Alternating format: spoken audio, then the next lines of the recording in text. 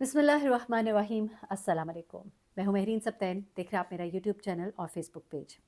नाज़रीन, आज जो कहानी मैं आपके साथ शेयर करने जा रही हूँ वो हमारे जो शादीशुदा जोड़े हैं, मियाँ बीवी हैं, माँ बाप हैं, उनके लिए एक बड़ी सबक आमोज़ और इबरतनाक कहानी है। क्योंकि हम अपनी ज़िंदगियाँ गुजारते हुए ये भूल जाते हैं कि हमारे साथ और भी बहुत सी ज़िंदगियाँ जुड़ी हुई हैं, और वो ज़िंदगियाँ जो हैं वो वक्त मांगती हैं। जिस तरह पौधे को अगर धूप ना मिले, पानी ना मिले, रोशनी हवा ना मिले तो वो मुरझा जाता है। ये बच्चे जो होते हैं ना, ये बड़े मासूम होते हैं। इन्हें प्यार, मोहब्बत और माँ बाप का साथ ना मिले तो ये भी मुरझा जाते हैं, तबाह हो जाते हैं, ख़त्म हो जाते हैं। ऐसी कहानी है ये एक मियाँ बीवी की, जिनकी शादी होती है, एक खुशगवार ज़िंदगी का आगाज़ होता है। फिर ज़िंदगी में बहुत सी तलखियाँ आती हैं, कुछ गलतियाँ खातून की होती हैं, कुछ गलतियाँ साहब की होती हैं। बच्चे हो जाते हैं। शादी के बाद जब बच्चे हो जाते हैं ना, तो फिर आपको बहुत से कॉम्प्रोमाइज़ेज़ करने पड़ते हैं। मैं तो हमेशा एक जुमला कहती हूँ कि जब आपकी औलाद हो जाती है ना, तो आपकी ज़िंदगी एक तरह से ख़त्म हो जाती है। मेरे कहने का मतलब ये नहीं है कि आप ज़िंदगी में आगे एंजॉय नहीं करते या आप ज़िंदगी में आगे आपकी खुशियाँ नहीं हैं, लेकिन आपकी ज़िंदगी से अब आगे इम्पॉर्टेंट एक और ज़िंदगी का आगाज़ हो जाता है। और फिर अब उनकी खुशियाँ, अब उन्होंने वो वक्त गुजारना है जो आप गुजार चुके हैं। उन्होंने एक खूबसूरत माहौल देखना है जो शायद आप देख चुके हैं। अब उनका हक़ है कि उनको माँ बाप का साया मिले। लेकिन वो माँ बाप जो सिर्फ अपना सोचने लगते हैं और अपने बच्चों का नहीं सोचते, वो उनके ऊपर बहुत बड़ा जुल्म कर जाते हैं, उन नन्हे फूलों को मुरझा देते हैं। अब हुआ कुछ इस तरह से कि इन मियाँ बीवी के आपस में इनके जो पर्सनालिटी ट्रेट्स थे बहुत मुख्तलिफ थे, इनके क्लैशेस, इनके नेचर क्लैशेस, इस तरह के कुछ मामला थे कि दोनों की निभ ना पाई। जब दोनों की निभ ना पाई तो उनकी बात जो है वो तलाक तक जा पहुँची। तलाक तक जब पहुँची तो उसके बाद आया बच्चों का मामला। अब आपको पता ही है कि बच्चों की फिर जो बंदर बांट होती है, बाप कहता है मैं रखूँगा, माँ कहती है मैं रखूँगी, फिर माँ कहती है मैं रखूँगी, तुम ना नफ़का दोगे, तुम पैसे दोगे। फिर उसके बाद बाप कहता है ठीक है, मैं अगर ना नफ़का दूँगा तो फिर मैं बच्चों से मिलूँगा भी। फिर बच्चे कुछ दिन इधर कुछ दिन उधर, और बच्चों की पर्सनैलिटी और उनकी शख्सियत वो मस्क होती है, आप यकीन करें कि तबाही हो जाती है। अब हुआ कुछ इस तरह से कि यहाँ पर भी जब इनकी अलहदगी होती है तो साहब जो हैं वो अपने घर और बेगम जो हैं वो अपने घर, और दोनों जो हैं बच्चों के लिए अब कोर्ट केसेस दायर होते हैं। कोर्ट केसेस होते हैं तो वहाँ पर ना नफ़क़े का मुतालबा होता है। अब साहब जो है वो बीवी के ऊपर कुछ ऐसे इल्ज़ामात लगा के, आम तौर पे तो ऐसा होता है कि ज़्यादातर बच्चे जब छोटे होते हैं, माइनर्स को उनकी वालदा को उनकी कस्टडी दी जाती है और मियाँ के ऊपर लाजिम करार दिया जाता है कि बच्चों का नान नफ़का, उनका जो भी ख़र्चा है वो पूरा किया जाए, उनकी फ़ीसेस और सब कुछ। दोनों तरफ से बढ़ा चढ़ा के चीज़ें बताई जाती हैं और पे अखराजात की एक मद तय होती है। अब यहाँ पर जो ख़ातून हैं, उनके मामलात कुछ ऐसे थे कि वो नौकरी करती थीं और नौकरी करने की वजह से उन्हें शहर-शहर जाना पड़ता था, और ये प्ली लेकर शौहर का केस जो है वो बड़ा मज़बूत हो गया कि जो ख़ातून थी उनकी वालिदा और वालिद दोनों हयात नहीं थे, जबकि इनके वालिद और वालिदा दोनों थे। साथ ही साथ ये एक ही शहर में रहते थे और ये इन्होंने यही स्टैंड लिया कि मैं बच्चों को ज़्यादा टाइम दे सकता हूँ, मैं बच्चों के सर पे मौजूद हूँ, और ये जो ख़ातून है ये तो बच्चों को वक्त ही नहीं दे सकती और बच्चों के लिए बड़े मसाइल हो जाएंगे। बच्चे चूँकि बिल्कुल बहुत छोटे भी नहीं थे, एक बच्चा जो है वो उनका 8 साल का और दूसरा बच्चा उनका 10 साल का था, तो बच्चे जो है उनको वालिद को कस्टडी दे दी जाती है और वालिदा को मिलाने का उनको कहा जाता है कि हफ़्ते में 2 दिन ये वालिदा के पास जाएंगे और बाकी के 5 दिन जो हैं ये वालिद के पास रहेंगे। यूँ साहब जो हैं वो फ़ाते होकर निकलते हैं और बच्चे जो हैं उनको मिल जाते हैं। अब बच्चे तो मिल गए, लेकिन बच्चों को पालने के लिए कोई एक ऐसा घर में सिस्टम चाहिए होता है। माँ होती है वो बच्चों को देखती है, घर के निज़ाम को चलाती है, चाहे वो जॉब भी करती हो, लेकिन घर को माँ ही चलाती है, बच्चों को माँ ही देखती है। बाप के सर पे पड़ जाए तो बड़ी मुश्किल होती है। अब ये साहब नौकरी पे जाते थे, नौकरी से जब वापस आते थे तो फिर दोस्तियाँ उनकी, अय्याशियाँ वही जिनकी वजह से बेगम जो है उनसे दूर होती चली गई थी। उनके कार्ड्स खेलने, उनके बहुत से और शौक़ थे, उनके ऐसे-ऐसे शौक़ थे जिनमें पीना पिलाना भी शामिल था, और घर के अंदर इस तरह की महफ़िलें होती थी और बच्चे जो हैं वो इन्हीं महफ़िलों के दरमियान पल रहे थे, बढ़ रहे थे। पहले दादा हयात थे, वो फ़ौत हो गए, दादी जो है वो बहुत बूढ़ी थी, कमरे तक महदूद हो गई, और बच्चे जो है वो खुदरौ पौधों की तरह बड़े होना शुरू हो गए। अब वालिद साहब क्या करते थे जनाब कि जब अपने घर में ये ताश की पत्तों की जब महफ़िलें लगती थीं और जब पीना पिलाना शुरू होता था तो फिर उनको कहाँ अपना होश होता था। तो उसके बाद उनका जो तरीका होता था कि जी बच्चे भी खुश कर देता हूँ, चूँकि मैं खुश हो रहा हूँ बच्चों को भी खुश कर दूँ, और बच्चों को खुश करने का तरीका उनके नज़दीक ये था कि बच्चों को पैसे पकड़ाओ और उनको कहो जी बाहर ड्राइवर है, घूमो फिरो, खाओ पियो, यशी करो, पिज़्ज़े मंगाओ और बस ज़िंदगी को बढ़ाओ। तो ये साहब जो है ये बच्चों को पैसे देते थे, बच्चे इसमें खुश हो जाते थे, बच्चों की अपनी अय्याशी और अपनी ज़िंदगी शुरू हो गई। अब इनके बच्चे एक बेटा और एक बेटी थी। बेटी तो अभी उसकी कहानी बाद में बताते हैं, ज़रा बेटे की कहानी सुनिएगा। बेटे साहब जो हैं वो अब 14 साल के हुए, टीनेजर। आपको पता है कि ये टीनेजर्स जो होते हैं ना, इनकी ज़िंदगी जो है ये बड़ी अजीब सी होती है। इनके गुस्से, इनके मूड्स, इनके टेंट्रम्स और इनके ज़िंदगी ही एक अलग स्टाइल पर चलना शुरू हो जाती है। और ऐसे में जब आप पैसे भी देता था, दोस्त भी बहुत हो जाते हैं जब आपके पास पैसा होता है, फिर आपको रास्ते भी बहुत से दिखाए जाते हैं, कभी कोई सिगरेट पे डालता है तो कोई पीने पिलाने पे डालता है। यहाँ पर इस बच्चे के साथ जो एक बड़ा मैं कहती हूँ मिसहैप हुआ, वो ये हुआ कि ये बच्चा जो है ये अपने वालिद के दिए हुए पैसों को लेकर जब बाहर निकलता था तो बाहर होता था इनका एक ड्राइवर। वो ड्राइवर जो है उसको वो कहता था चलो भाई बैठो, और फिर चलता था, और फिर कभी दोस्तों के पास जा रहा है, फिर से गाड़ी सीख रहा है। और ये ड्राइवर जो है ना, ये भी एक बड़ा ही एक मैं कहूँगी खबीस इंसान था।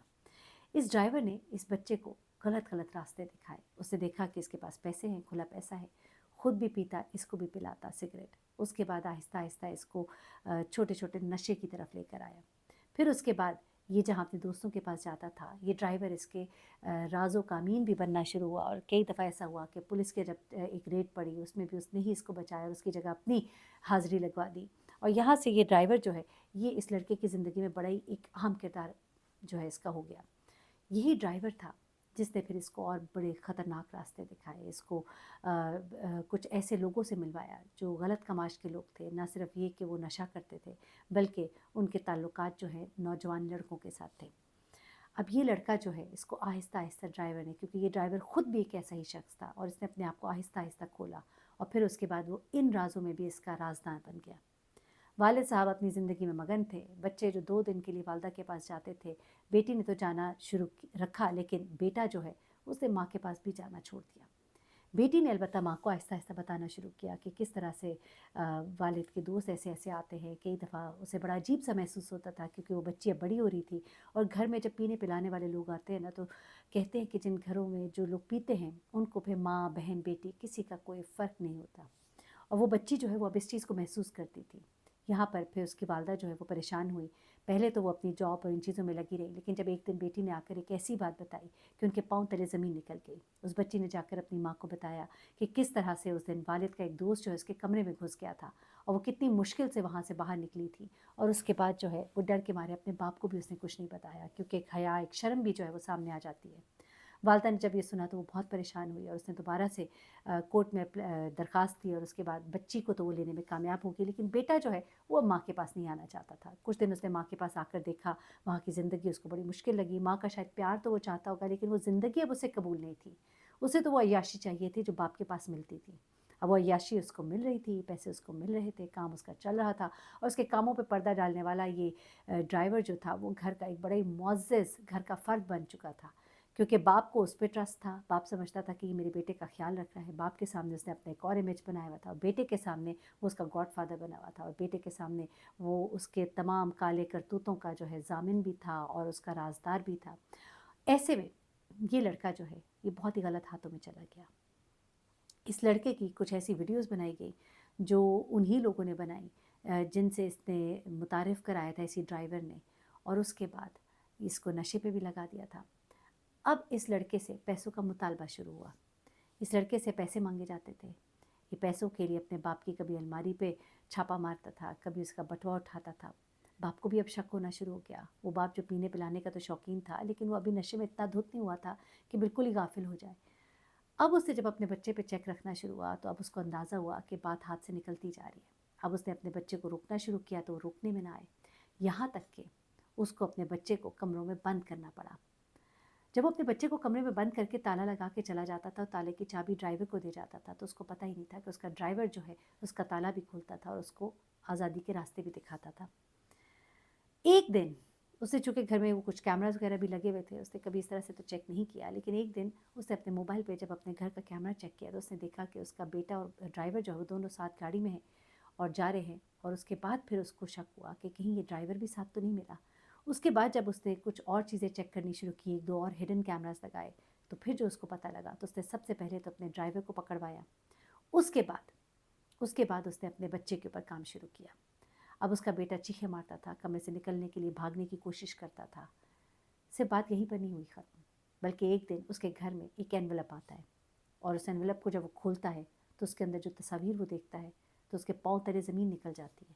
اس وقت کو کوستا ہے کہ جب اس نے اپنے بچوں کو ان کی ماں سے چھینا تھا. اس کے بعد پھر ان صاحب نے ایک ریہیبلیٹیشن سینٹر کو کال کیا اور ان سے کہا کہ مجھے آپ کی مدد کی ضرورت ہے، کیونکہ اب میں اس جوان بیٹے کو سنبھال نہیں سکتا.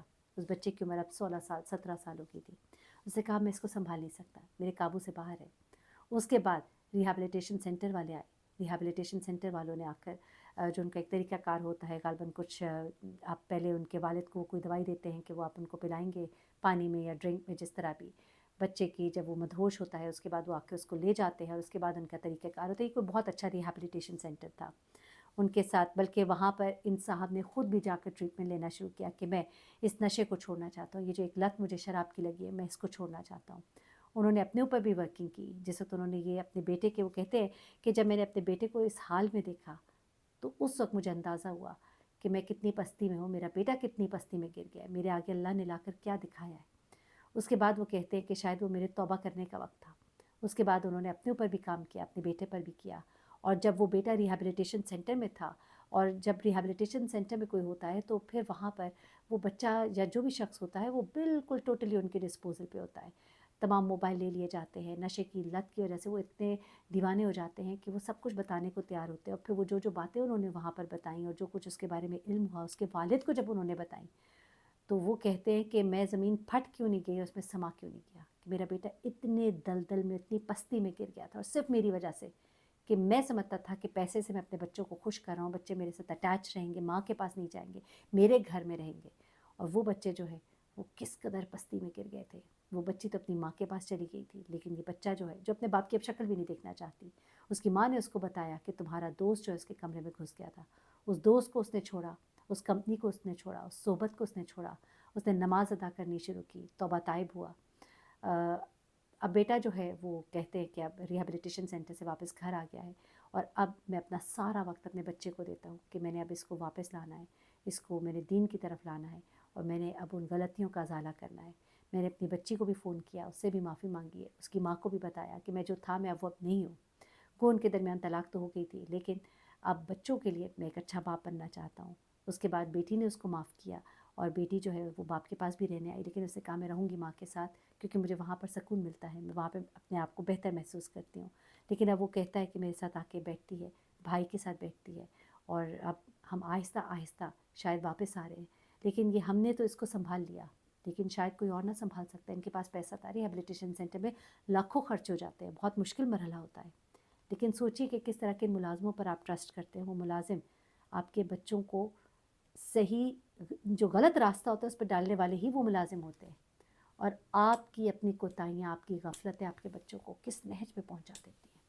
بڑی تکلیف دہ اور بڑی سبق آموز کہانی ہے. اگر آپ سمجھیں تو اپنے گھروں کو بچا لیں، اور اگر نہیں خدا نخواستہ بچ پائے تو اپنے بچوں کو بچا لیں. بہت خیال رکھیے گا، دعا میں یاد رکھیے گا. اللہ حافظ.